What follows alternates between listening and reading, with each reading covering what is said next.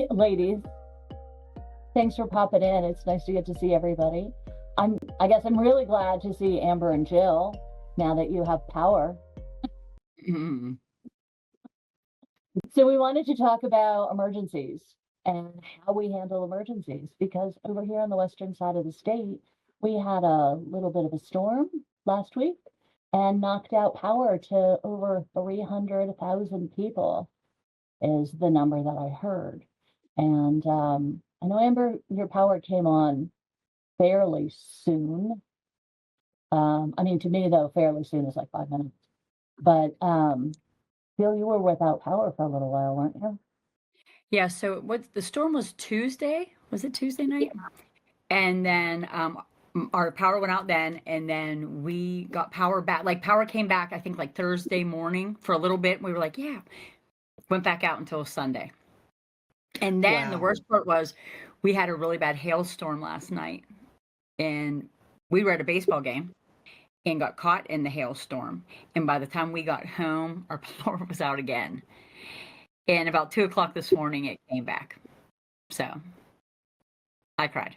Oh, I'm not gonna So lie. we wanted to talk about, it's great that you could go to the Red Cross or, the government website, and they've got these like how to prepare for emergency suggestions. But there's more to it than having a first aid kit and batteries and, snacks packed together when you have kiddos with challenges. And so that's something that I thought would be interesting to talk about. Um, how do we handle that, whether it's a major emergency or a minor emergency? How do we keep our kiddos on track? One thing that I noticed, and it's crazy because, growing up, we all had the candle box somewhere, right? And then the worst part was you got to find the lighter. Now it's dark, you have no power, and you can't find it. But so now we all have, we have some lanterns and flashlights. But do you guys realize that most of our flashlights now have to be charged? So we're running around looking for flashlights. So when the storm first hit us, I live on a farm. My husband called me from town and said the sirens are going off. Go put all the animals out because I have a barn full of horses. He said, and it's safest for animals to be out because they can at least get away from the storm. I went outside. By the time I got all my horses out, I had 5 horses in. By the time I got them all out, it was here. So I'm trying to keep the boys, the dogs, herded in the basement. They grabbed blankets and pillows and snacks and went downstairs.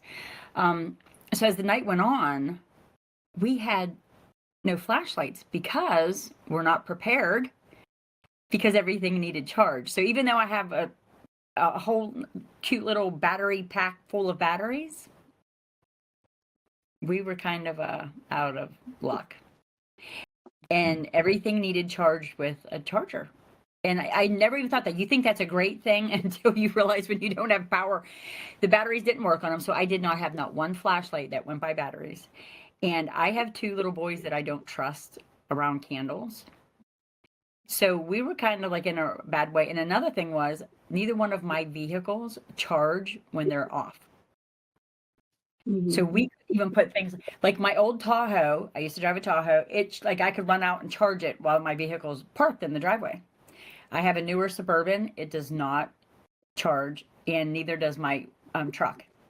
So like we couldn't even charge anything like while it's running. So that was just something that like really kind of I was like it's something you think is such a convenience to be able to charge your flashlights. Well, if you don't charge them, they're not any good. So that was just something that like it really opened my eyes, have not having power for 5 days. Yeah, I was looking at buying some stuff and I was wondering if I had things charged and put it away, how long the charge would hold. Because it's not like, you get all these, they tell you to get your stuff together and Yeah, you put it together and we have so much else on our plate that we don't have time to be like every 6 months, every 3 months going to check and maybe recharge stuff that has to be charged. So exactly. that was that I was wondering about, but I guess it's something good to think about. And not even that long. Like if you think about it, if like your phone, even if you charge your phone and you leave it, you know what I mean? Like it would have to be something that you would have to check on your flashlights and everything like weekly, like bi-weekly, making sure they kept the charge. And then being able to find the cords that go with it. That's like, I don't know about you guys, but that's like the biggest thing in my house. Find the right cord to go to the right thing. And like I said, so our stuff was not charged. So it really got kind of sketchy. One good thing is, I don't know about you, Amber, we still had school, even though we didn't have power, we still had school, which was actually nice because you could send the kids and, you know, they had somewhere there, they had lights, they had other people to bother, they still, you know, ate, but like, you know what I mean? Like it was nice to be able to get them somewhere where they had power. Yeah, So, ours were out. They just went back. They were out Wednesday through Friday, went back on Monday because our school didn't have power at all. Like, oh, see, luckily, I ours, was in like the little town, so we got ours back, but they literally didn't get it back until Sunday. The school didn't have power. see, I live obviously way out in the country. So, like, unfortunately, the people who lived in town got theirs back. And the school, Mhm. our school never lost power, but it took them a while to get to us. And then another big thing was there was a lot of roads closed because the trees were down. So, like I Trees said, and it's just little houses. things that you think the convenience of having all these really cool new flashlights and night lights that don't use batteries. Well, I'm on the east side of PA, so luckily we didn't get really big storms. But if I were to get something like that and have all the little, battery packs and stuff, my daughter with anxiety would have me checking on them every other day. And, anytime we get news of anything like that coming on, she's running around like Chicken Little. Yeah. So you do have to really prepare those kids that have anxiety for things that are coming. And let me tell you, when something in our house is an emergency, um, I can't do anything until I take care of her. Yeah. She actually had, she was making some popcorn in the microwave, and um, something happened where when she opened the microwave up, the bag or whatever caught fire. And it was a really tiny little fire. Like it was like she saw the fire, she slammed the microwave shut, and it went out. She laid on the floor screaming and crying for, I'm not kidding you, 15 minutes before we could get her up and show her that the fire was out. But she is yelling, "We're all gonna die." And it's like, that's what she really felt. And so my first priority during any emergency is not to worry about myself or the emergency or the 5-year-old. It's the 15-year-old who is, needs to be taken care of first. Well, that was us. Like my 10-year-old, he immediately, grabbed his pillow, his blankets, and I just told him, get to the basement, get to the corner. We know where to go. We've talked about it. And he grabbed some snacks, he grabbed his iPad, he went down there. And I think that it was his anxiety. He just like put on a movie that I have downloaded for like plane rides or something where they don't have a signal. And he just was like almost obsessed with watching this. It was my 8-year-old that was more like, I want to see what's going on. I want to check on the cows. He kept going outside. And I'm like, did you not see The Wizard of Oz? Like we've watched Twister. Like, like he was so curious. And it was actually kind of scary because he kept going. Like when I was coming back from the barn, he's walking out and I'm like, no, you have to get in the house. Like, so it was kind of, I had one way that was like, wouldn't talk to anybody, was like chewing very like angrily, his snacks. And I know he was so nervous and like the sounds and the noise and like my house was shaking. And then the other one,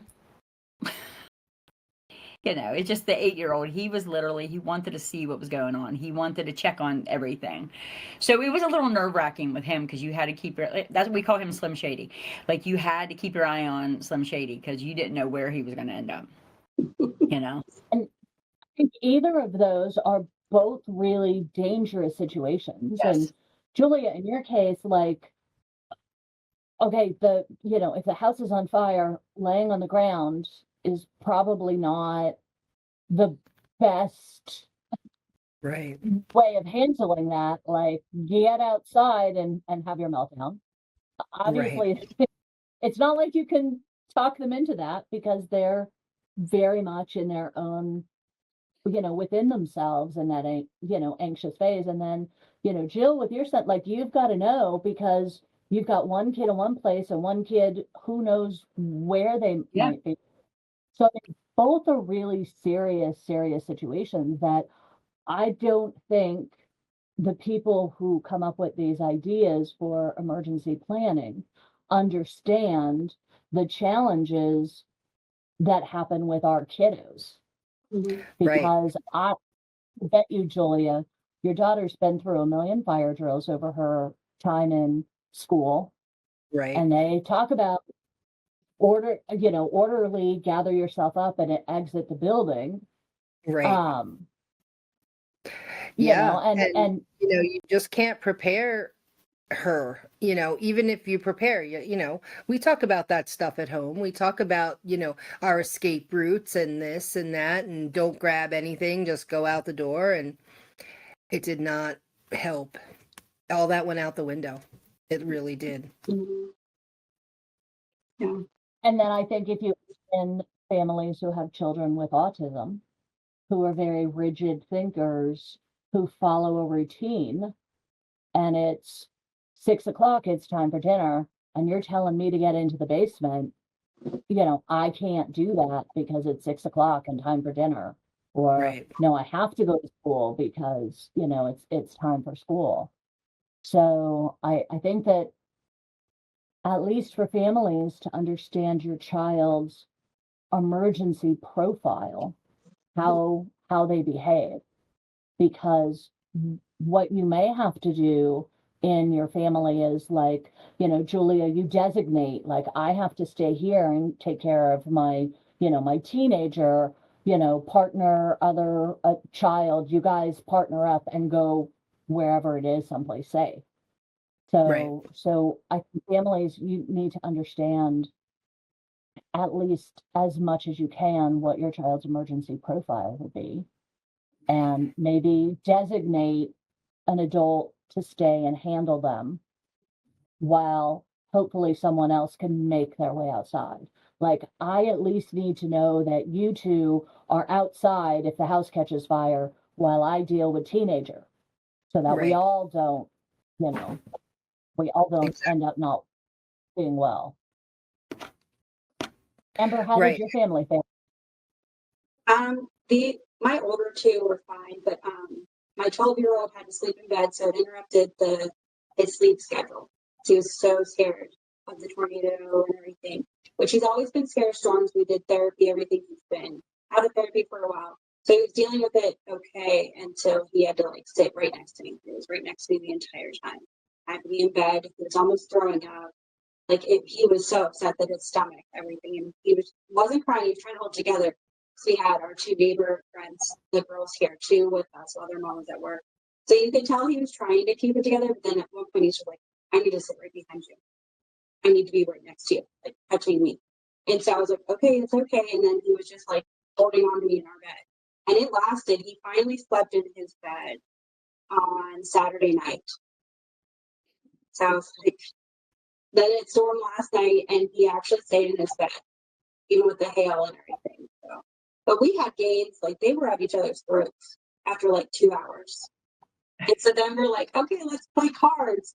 And then they played board games and stuff. Like I was like, well, at least this stuff is getting used. But then after that, it's like my phone's dead. We need to go charge it. We need to go somewhere. We need to go in the car. Like you don't realize how much you rely on your phone too because of the flashlight that's on it too. Like that's what we were using to get around. Well, that's what I was telling Tracy because she kept checking in on me. And I said, and the problem is, like a lot of people we knew were like, they would just pack up their kids and they were going into like a hotel. Mhm. And I said, we can't. I have 5 dogs. I have 7 horses. We have cows now. We couldn't leave. Like, I can't. And then we have electric fence to keep our animals in. Well, once they know that the fence, even if I don't have them on, they're like, oh, but they'll like, oh, okay. And so we couldn't leave. Somebody had to be here to keep an eye on our animals. And it was just, we did the same thing. And then I had ran to Walmart and I got like light up um, jump ropes, a couple like just little dollar things to keep the boys busy in the evenings. And we were having like jump rope contests and to keep their mind off of things. And I think that we did pretty good. But then last night we were at the baseball game and we were in like the sirens started again. And my boys, my poor son, who's always on second base every time a siren starts. So they get the kids off the field. They said, get to your cars. Like there was nowhere to take cover up at the Wild Thing. So we got to our cars, so we were in it in that hailstorm, and my grandson was with me, and it was scary even for me. The winds, the hail, like it. And then we came home. We all just sat really close on the couch. So my boys have slept with me the last couple nights too. Well, they always do, but this was just their excuse. But yeah. But let's talk about that for a minute because, the reality of the situation is as the parent, you have to keep yourself together for your kiddos. But how do you handle it when you're the one who's scared? Or, are you able to take care of yourself?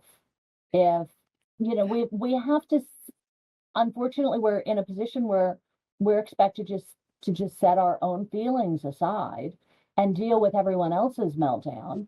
And we may not have that moment or two that we need for ourselves to go be like, that was terrifying that I saw a tornado coming and I'm running this way to the house and I see a kid over the other side of the yard. Like, I think we don't get to process those feelings ourselves.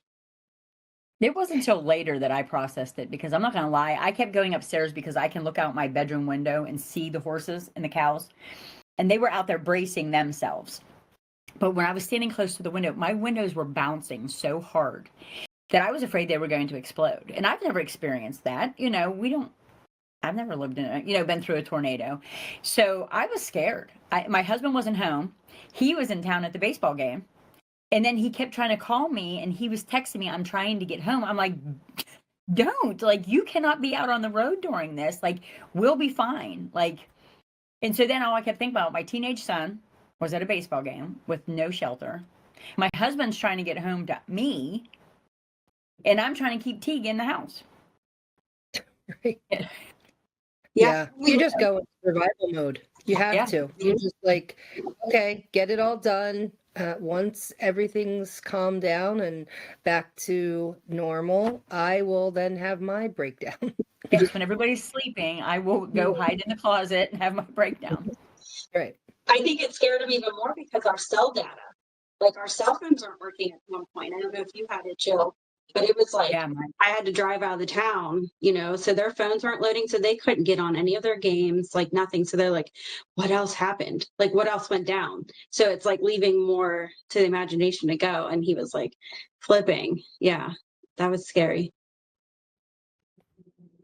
Yeah, I think that I think that maybe because we're so connected too, when we're disconnected, when we were growing up as kids, you found out what happened when you ran into town to get ice, when you could get into town, when you ran into town to get ice, or, depending upon if you had neighbors, you kind of like looked around to see how everyone was doing. But nowadays it is kind of, it has this weird feeling of isolation when you go to your phone to kind of check whatever social media you check to see what's happening and you can't get a signal. It just feels very oddly privileged apocalyptic. Yeah, especially nowadays when people don't have landlines. I mean, I don't know anybody who has a landline anymore, so you can't make a call. Okay, Jill, you have a landline. But that's because you're in the middle of nowhere. I still have, people think it's crazy, but I have to have one. Yeah. Thank goodness, but yeah, I have one family that I work with that has a landline. That's all they have. Well, one good thing with me, that's what, I tried to, I don't know about you guys, but like I did the whole trying to contact all my kids. Like, that's what you're thinking. Like, my one son lives in Hickory out towards Amber, not close to Amber, but towards Amber. And I had to call them to make sure they were okay. And my daughter was thankfully in Florida on vacation, so I didn't have to worry about her. But like, just checking on everybody, because and my one daughter, she just got her own little townhouse and she lives in town by herself now. So I was scared to death, So it was eye-opening. Like you said, we really don't get that chance to have the breakdown or be scared. We got to make sure everybody's okay. Teague's in the house, Delaney and the baby are, and then later on, I told my husband, I said, that was really scary. I can't imagine living in an area that's common. Mm-hmm. Yeah. Yeah. I guess though you're used to it in some way because if you grow up with it. But yeah, I at least, what do we have here in Pennsylvania? We have floods. Mm-hmm. Maybe you have at least a little bit of, if you live in a floods. We I have don't. storms, we have, whatever, but we don't have things like hurricanes or tornadoes that can happen at the drop of a hat.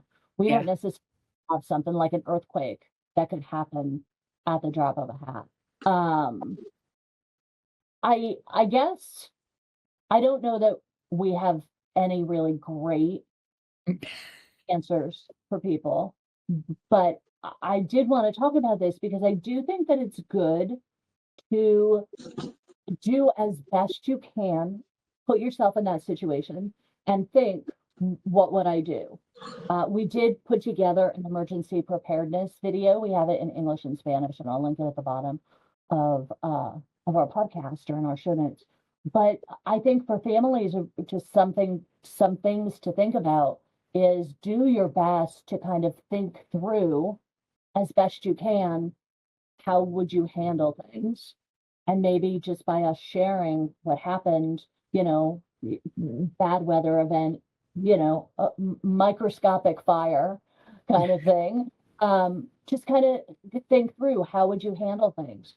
How would you get in touch with your families? One of the things that we do suggest is like have a family code word. So in case you had to send a neighbor or someone to pick up your kiddo, it's hard sometimes. We live in a small town. Our kids just know the neighbors and stuff, but maybe we don't want them to go with people who they shouldn't. And if you have a family code word and the neighbor has to pick them up to bring them back to you, they can say Twinkie, whatever your code word is, so that the kid knows, oh, it's okay to get in the car with them. Do your best to kind of think through those things. I love the idea of a glow in the dark jump rope. Mm-hmm. I will share that I bought a solar charger. Okay. And so for a lot of things that can, be recharged that way, the solar charger may possibly work. It was pretty affordable. I think it was like under $20. I bought some for my kiddos to kind of have one of my daughter's camps, so she probably already has stuff like that. But maybe kind of spend a little bit of time thinking through, how would you get in touch with each other in case of an emergency? What's the check-in kind of Writing plan? down phone numbers, because nowadays nobody remembers the phone number. I keep a list of phone numbers in my purse, in my wallet, so I have them, because if my cell phone dies and I need to use, is there even any payphones left? But a payphone or somebody else's cell phone. I don't know the numbers off the top of my head anymore. I mean, I can remember my phone number when I was 5 years old, but I can't remember my aunt's phone number, so, That's a good idea. I never thought about that. yeah. And I have it for my kids too. I make my kids carry phone numbers on paper. But, if you have those kiddos who need things, like they need their blankie or they need their medication or they need whatever it is, make sure you have that in a little pack somewhere along with your first aid kit, or those things that regular families keep somewhere nice and in handy. I don't personally, but um so you're ready to grab that stuff and go. Just little things like that can make it a little less scary for them. I think that is a good tip is, if you do have to go somewhere, the things that aren't on those emergency prepared lists, and they do change with your kiddos all the time. You know, maybe they have a favorite game this week, and then in 2 weeks they have a completely different game or whatever, stuffed animal doll, whatever it might be. By all means, kind of stop and think, let them think, what is one important thing that you want to bring with you? You know, I think a lot of times we think, oh my goodness, I've just got to grab the essentials, but we don't let them maybe plan for like a comfort item. That might be a good idea for them. Yeah. I don't have an emergency anything put together. I am, if there's a zombie apocalypse, you want to be in my team because you just have to be in front of me and you're going to be totally fine. But what I did come up with was just this list of if there was an emergency and we had to grab things really quickly, what would it be that we would grab? Knowing that some of the more standard things are together. But I think like with our kiddos medication, it's not like you could get an extra 30-day supply to throw in an emergency box because you're lucky, especially like with like shortages on ADHD medicine, which has been happening forever now. You know, you're lucky if you could even get that 30-day supply. So that's something, but maybe just kind of, so for me, it was just put together a list because when we are stressed out, when it's an emergency, we are using the most primitive part of our brain. So at least to have a list that's available, visible somewhere of these are the things that I need to grab so that I don't forget the most obvious thing that was the compromise that I came up with. As much stuff as I could and then the other things that I don't have extras of, have it. Right. Jill, do you guys have any tips to share before we're done? No, but you talking like that, maybe even like since we go to our basement, even having like a little tub of stuff ready down there. Now that I'm thinking about it, like the candles and things like that already, because we were running around the house grabbing candles from each bedroom. Do you know what I mean? Like we had no organization, nothing. So now that I think I might even put something together down there already ready. Obviously not snacks and stuff, but I mean, we can grab those, but blankets, pillows, things like that for them. And maybe even And a lighter. Yeah. We never found the lighter. So I still haven't found it. It's a week later and I know there's a lighter in this house somewhere, but none of us like smoke. So it's always like that kind of thing lighter. And we robbed all the candles from every room, the smelly good candles. Never found the lighter. So Your son probably took it outside with him. he probably did. He was probably like looking around. Jill, parting words. Do your best. Just do your best. Make sure everybody's safe. Know where they're all at, and just do your best. Yeah. That's all we can do. Mm-hmm. It is, and if you're going through it, if it's happened, do your best to kind of think through things. But the situations are so unpredictable that it's kind of hard to think of everything. And I guess at the end of the day, as long as your loved ones are all safe and together, everything can be replaced except for your loved ones. Do your best. If anybody has any great practical tips, we would love to hear from you. Throw them down in the comments. We'll kind of gather them and share them up with everyone. But thanks, ladies, for joining and sharing your experience, and have a great day.